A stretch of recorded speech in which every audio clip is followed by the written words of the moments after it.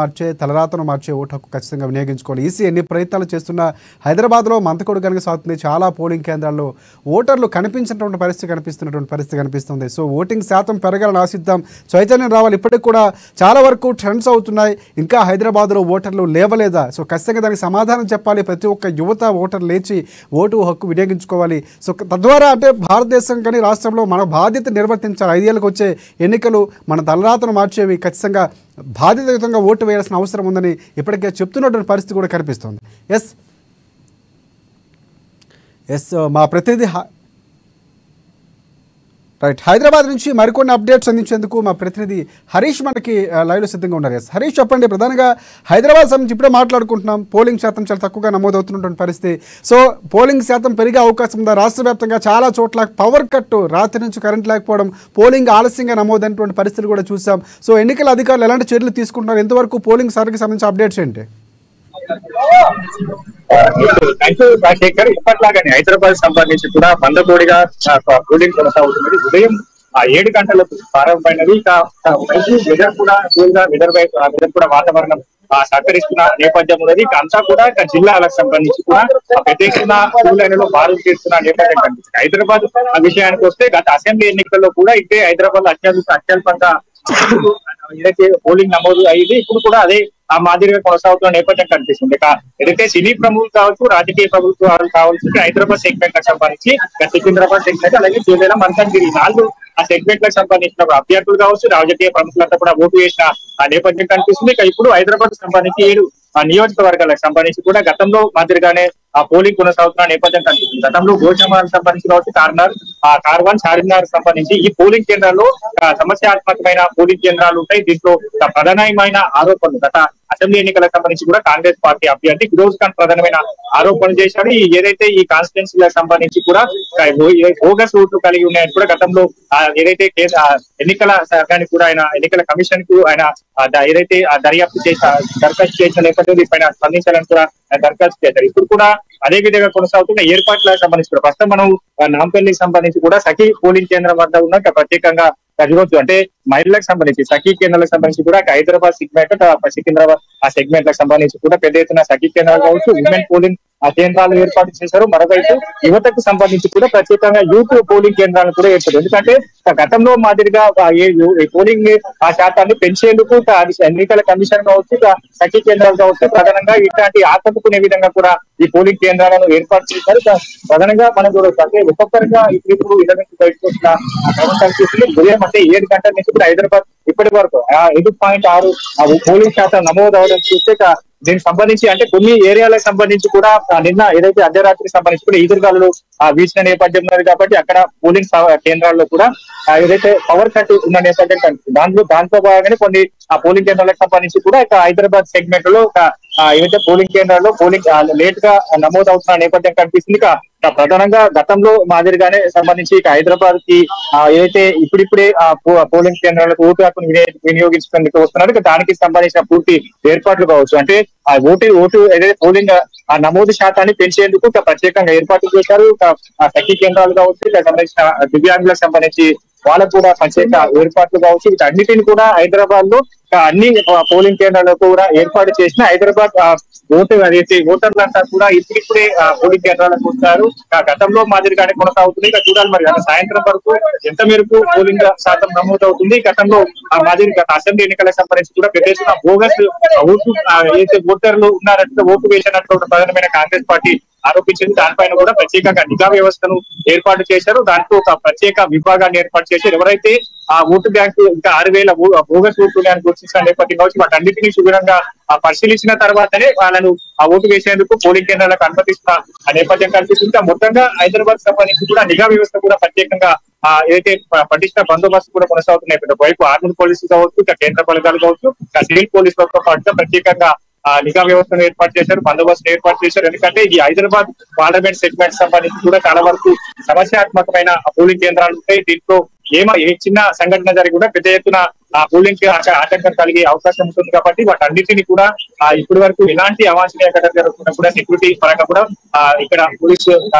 వ్యవస్థ కూడా తీవ్రమైన సెక్యూరిటీ చర్యలు చేపట్టింది. కాసేపటి క్రితమే central zone DCP Akshansh Yadav కూడా ఇక్కడ ఈ పోలింగ్ కేంద్రాన్ని సందర్శించారు. దానికి సంబంధించిన ఏర్పాట్లు కావచ్చు, పోలింగ్ సరళిని కూడా ఆయన పరిశీలించిన నేపథ్యం ఇంకా హైదరాబాద్ సంబంధించి కూడా అత్యల్పంగా ఇప్పటికే పోలింగ్ నమోదు అవుతున్న నేపథ్యం కనిపిస్తుంది. దాంట్లో సికింద్రాబాద్ కావచ్చు, ఇక్కడ మల్కాజ్గిరి కావచ్చు, ఆ కేంద్రాల్లో ఇప్పటి వరకు కూడా 6% మేర పోలింగ్ కూడా దాటే నేపథ్యం ఉన్నది కాబట్టి సాయంత్రం వరకు నమోదు అవుతుంది. హైదరాబాద్ ప్రజలు గతంలో మాదిరిగానే ఉంటారా, ఇక్కడ ఓటు వేస్తారు కనుక ఇప్పటికే వైపు ఏదైతే ఎన్నికల కమిషన్ వైపు మోటివేషన్ చేస్తున్న నేపథ్యం కనిపిస్తుంది. ఇక ఓటు వేయండి అన్నట్టు కూడా వాళ్ళకు ఆ సందేశాలు పంపుతున్న నేపథ్యం కనిపిస్తుంది. వీటన్నిటినీ కూడా హైదరాబాద్ ప్రజలు ఇప్పటికే ఇళ్ల నుంచి బయటకు వెళ్తున్నారు. ఇక సాయంత్రం వరకు ఎంతవరకు ఓటును తమ ఓటు హక్కును వినియోగించుకోవడానికి అవకాశం అయితే ఉంది. Thanks for updates Harish. మొత్తానికి హైదరాబాద్కు సంబంధించి హరీష్ చెప్తున్నట్లు పూర్తి స్థాయిలో మందకొడిగా సాగుతుంది. చైతన్యం ఇంకా రావాలి. హైదరాబాద్ ఓటర్లు దాదాపుగా 5-6% మాత్రమే నమోదవుతుంది. అత్యల్పంగా హైదరాబాద్లో, తర్వాత సికింద్రాబాద్లో ఓటు శాతం నమోదైనటువంటి పరిస్థితి కనిపిస్తుంది. విధిగా ఓటు హక్కు వినియోగించుకోవాలని ప్రముఖులు సైతం చెప్తున్నారు. అయినా కూడా పూర్తి స్థాయిలో ఓటింగ్ నమోదు కానటువంటి పరిస్థితి కనిపిస్తుంది. చూద్దాం సాయంత్రం వరకు చైతన్యం వచ్చి ఓటర్లో మార్పు వచ్చి ఖచ్చితంగా ఓటింగ్ డేని హాలిడేగా మార్చుకోకుండా ఓటును వినియోగించుకుంటారా లేదనేది చూడాలి. మొత్తానికి ఓటింగ్ సరళ మాత్రం ప్రశాంతంగా కొనసాగుతుంది. కొన్ని చోట్ల ఈవీఎంలు మొరాయిస్తున్నప్పటికీ కొన్ని చోట్ల మాత్రం ఈవీఎం పోలింగ్ కొనసాగుతున్నటువంటి పరిస్థితి. కొన్ని ప్రాంతాల్లో గ్రామస్తులు ఓటు హక్కుని ఈ పోలింగ్ డేని ఎన్నికల్ని బహిష్కరిస్తున్నటువంటి పరిస్థితి కనిపిస్తుంది. తమ సమస్యలు ఏ ప్రభుత్వం వచ్చినా తీర్చట్లేదని ప్రభుత్వాలపై నిరసన వ్యక్తం చేస్తూ ఓటు వేయకుండా భీష్మించుకుని కూర్చున్నటువంటి సందర్భాలు కనిపిస్తున్నాయి. అధికారులు వారితో మాట్లాడుతున్నారు. ఇలాంటి ఘటనలు కూడా జరుగుతున్నటువంటి పరిస్థితి. మొత్తానికి 2 తెలుగు రాష్ట్రాల్లో ఎన్నికలు ప్రశాంతంగా సాగుతున్నాయి చెదురుమదురు ఘటనల మధ్య.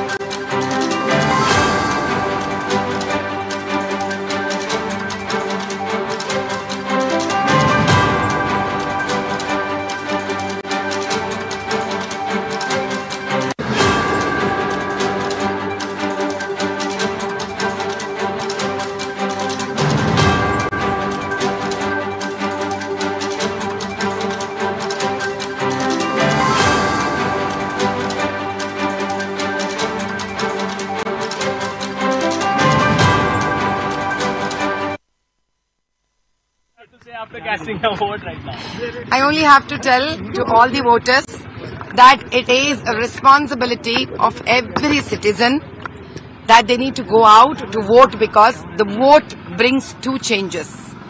One, a new change and development towards themselves and their families. And the other one is it gives an opportunity to change the lives of downtrodden, the lives of Dalits, the lives of poor, and the lives of those every old-aged individuals or people who have been abandoned. So the vote is the most, I would say, precious social work, along with a selfish desire to move on towards the development. So I would say, you may not have money, but if you have vote, then you have contributed to the nation to go towards Vikasat Bharat. And the best thing that all of you have to understand is, सबका साथ में ही विकास है, अलग अलग जीने में विकास नहीं है. Madam, what do you have to say after casting a vote right now? I only have to tell to all the voters that it is a responsibility of every citizen that they need to go out to vote, because the vote brings 2 changes. One, a new change. సార్వత్రిక ఎన్నికల్లో ప్రజాస్వామ్యంలో ముఖ్య ఘటిక అయినటువంటి vote ప్రక్రియ ఈరోజు నేను నా ఓటును వినియోగించుకోవడం జరిగింది. నిజంగా చెప్పాలంటే దిస్ ఈజ్ సుప్రీం. ఈ వేలు, ఈ ఓటు అనేది మనం ఏం చూసాం, కురుక్షేత్రంలో శ్రీకృష్ణుడి సుదర్శన చక్రం చూసినాం. ప్రాబబ్లీ అదే స్ఫూర్తితో అనుకుంటాను ఈరోజు ఇదే వేలుతో, ఇది సుదర్శన చక్రం కంటే అంత పవర్ఫుల్.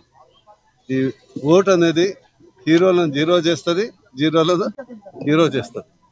ఈరోజు మోడీ గారు ప్రధానమంత్రి కావటం ముమ్మాటికి ఖాయం. 400 కాదు 400 అధికంగా మెజార్టీ, భువనగిరిలో అత్యధిక మెజార్టీతో బీజేపీ పార్టీ గెలవబోతుంది.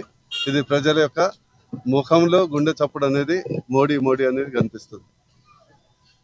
మీ ద్వారా ఈరోజు ఓటర్ మహాశైలందరికీ విజ్ఞతతో ఆలోచించండి. ఏదైతే దేశానికి, ధర్మానికి, డెవలప్మెంట్కు చిహ్నమైనటువంటి మోడీ గారు ఈరోజు దేశం, ధర్మం, డెవలప్మెంట్ 3 సింహాలు అయితే మూడో సార్వత్రిక ఎన్నికల్లో ప్రజాస్వామ్యంలో ముఖ్య ఘటన అయిన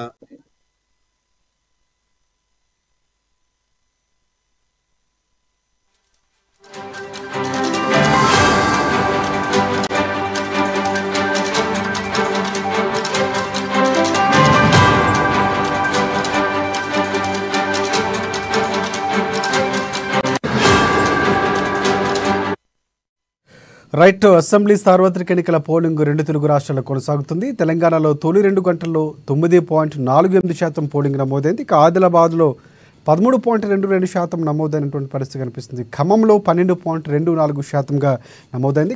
ఖమ్మంకి సంబంధించి పూర్తి అప్డేట్స్ అందించేందుకు మా ప్రతినిధి ఉపేంద్ర మనకి లైవ్లో సిద్ధంగా ఉన్నారు. ఉపేంద్ర, చెప్పండి, ఎంతవరకు పోలింగ్ సరళి ఎలా ఉంది?